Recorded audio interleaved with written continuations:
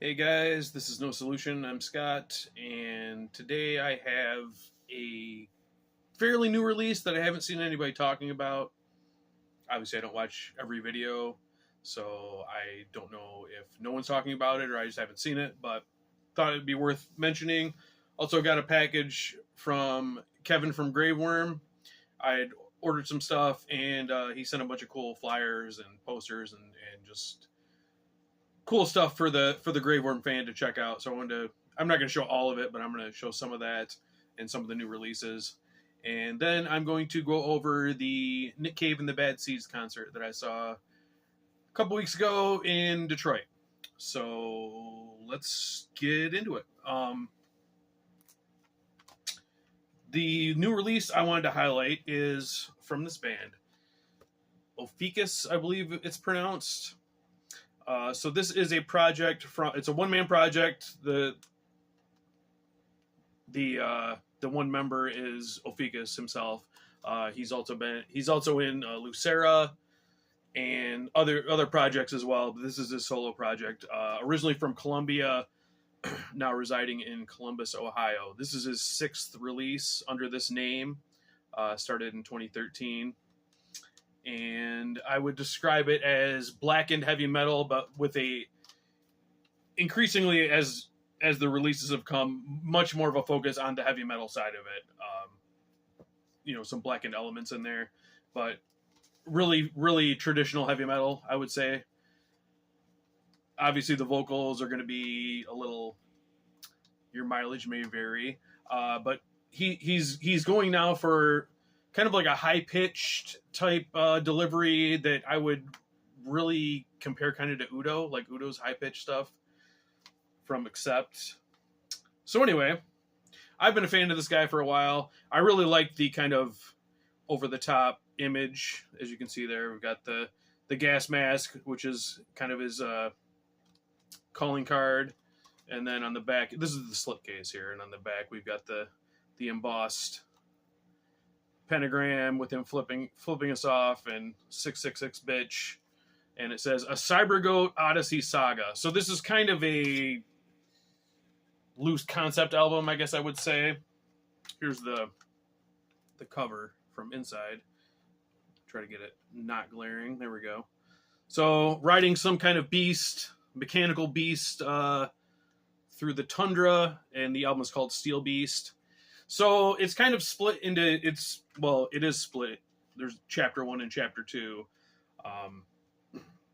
Starts out as a kind of an odyssey through like a winter landscape and songs about being a badass and fighting monsters and whatnot.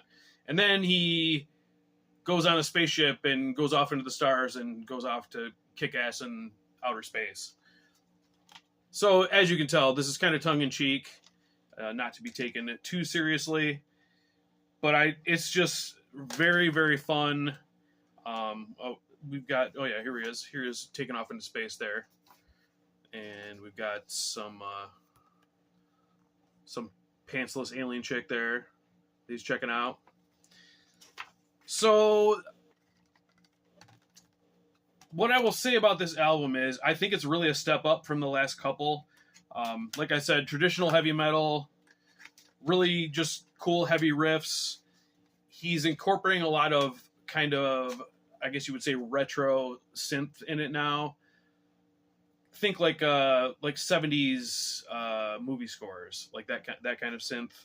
But it's pretty prevalent now. So if you're into like synthwave too, this kind of combines the two genres.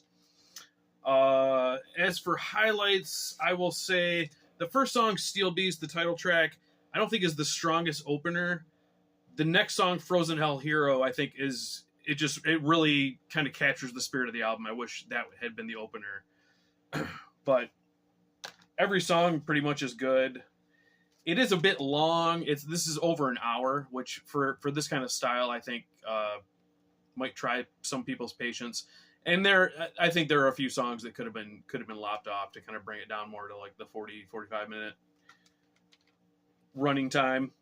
But this is just fun. This is a super fun album. If you're ultra grim and everything has to be death and chaos and apocalypse, this is probably not for you. But if you are a fan of traditional heavy metal and want something, maybe a little different, incorporating some other elements, I definitely would recommend Ophicvs Steel Beast.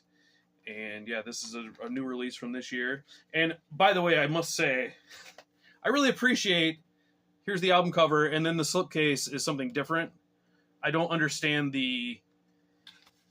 let's make a slipcase and then have it be the exact same thing as what's underneath it. So, cool packaging too as well. So, highly recommended Ophicvs Steel Beast. I'll leave a link below so you can check it out if you would like to, because I am too lazy to put in clips because I am. Okay, now, the world of Gravewurm never stops. Kevin is a monster. He keeps pumping out albums. And by release date, these are the third and fourth albums from this year. So this one is Spells of the Past.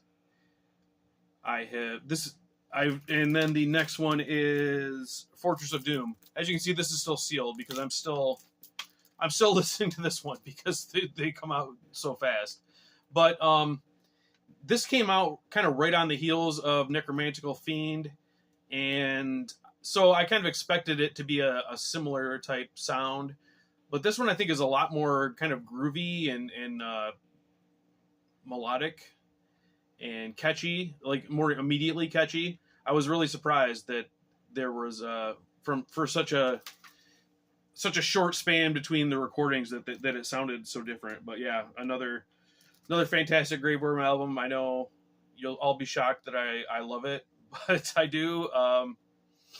Yeah, Gravewurm continues to knock it out of the park, and I have this in reserve. The new album that just came out, Fortress of Doom. Haven't heard it yet, but that was one of the things I ordered. I also ordered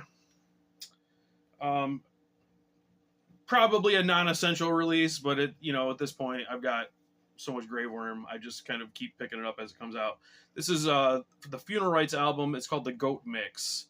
This was their album from 2020, which actually one of their best albums in my opinion. So this is a remix with I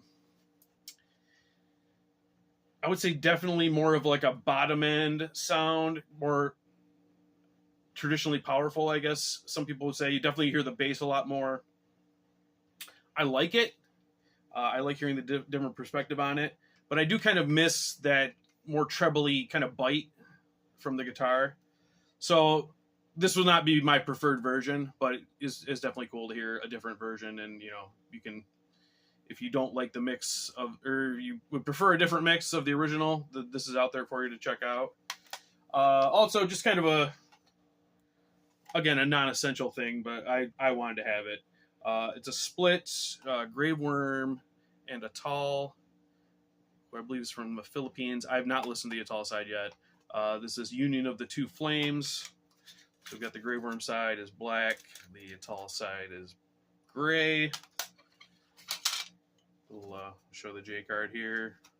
This is limited to some amount. I don't remember. I have number 15. I would guess 100 or something like that.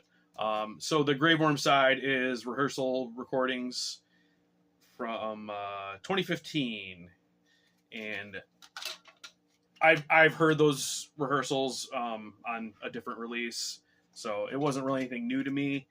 But I'd asked Kevin, he said, I think you have all this stuff on here, so you don't need it. But I was like, nah, whatever, I'm gonna buy it. So there you go, another one for the Gravewurm collection. And then along with that, he sent in this big old envelope. I could tell there was a bunch of stuff in there, so pull it out. Jeez, it's all going everywhere. Okay. So what he sent me basically was a bunch of like old flyers and posters from Gravewurm shows. Like we got some newspaper announcement cutouts, some little flyers here, more flyers, and then those are kind of the mini ones. Then we've got like more the full length or the full size flyers here. This one I really liked. The Blood Cult Tour 2009 in Finland, and as you can see, you got Argosolent, however you pronounce it, Drowning the Light, like that freaking awesome, Gravewurm, Hammer, and then the Tempere show, Satanic War Master as well. What a fucking show that would have been to go to. And then yeah, just more kind of show announcement flyers, stuff like that. And then some bigger poster type deals. So I'll pull those out here. Gravewurm, Satanic Show, Pray for Death Fest 2, listing all the bands. Oh, and yeah, in the back here. 21 only, no Jesus, no exceptions. It's from the a different leg of the tour with the Argosolent tour. And what do we got here? Parma, Ohio, Rock City Tap House, headlining Gravewurm show with some other kind of local guys. Carnegie, I know, Valdrin and Blood Coven. Yeah, so really cool. I'm really happy he sent me that. He said, yeah, you seem to be the unofficial Gravewurm historian, so I thought you would enjoy seeing those. So I did enjoy seeing them, and I enjoy having them. And yeah, so Kevin, thank you very much. Appreciate all that stuff, and obviously the music, which is the most important. Right, now on to the Nick Cave concert. Nick Cave and the Bad Seeds. So this show took place at the Masonic Temple in Detroit. If you've never been, really beautiful old building, very, very good sounding venue in the main room. There's a smaller room that I've only been to one show at that I thought the sound wasn't that great, but the main kind of big old theater room, incredible sound. And I know, before I get into it, I know the most important thing that's on everybody's mind. What is the capacity of the big room at the Masonic Temple? Well, I have that for you right here. My initial research, it said it's 4,650. But then I saw another figure configured for a general admission, standing room pit. It says the capacity is 4,635. I'm not sure how it's less when you don't have seats, but I didn't go around and count. So I'm trying to convey the information as best as I can to you. I don't want to be caught with my pants down again. That would be very embarrassing. So anyway,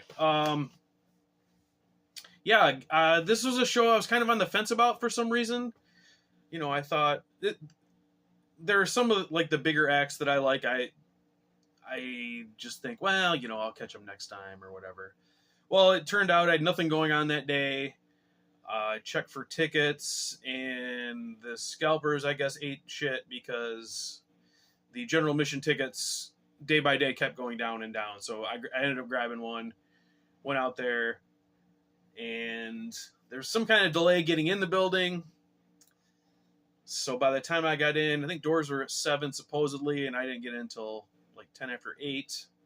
Anyway, got in and thought I'd go check out the merch for a minute. It wasn't anything that exciting I felt I needed. But while I was looking, I start hearing music and there's no opening act. So I was like, oh shit, they're starting. So I rush out to go in. To find the doors blocked by the staff of the building. They were very cool. They're very apologetic, but they said, hey, this is new to us too, but the artist has requested that we do not seat people during a performance, so we got to wait until the song is over, and then we'll let you in. So we had to wait for a few minutes, but then I got in. But anyway, so that's all the extraneous bullshit aside. The show was fucking amazing. I'm so glad I went. I didn't want to talk about this show next to the Bob Dylan show because it would feel like I'm shitting on the Bob Dylan show. It was just a very different kind of performance. whereas Bob's is very subdued, and he just kind of played the songs with his head down at the piano and didn't, address the crowd or talk or anything. Nick was super animated and talking to the crowd, covered all eras of the band from Her to Eternity in '83, I think, up until the present, and played a lot from the new album Wild God, which I really, really like that album, so I was happy about that.